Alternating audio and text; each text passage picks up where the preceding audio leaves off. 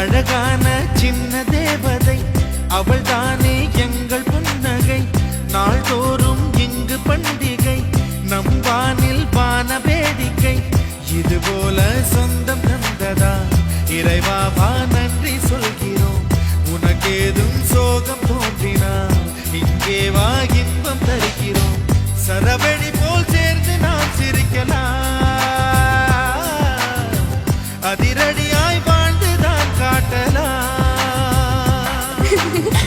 அழகான சின்ன தேவதை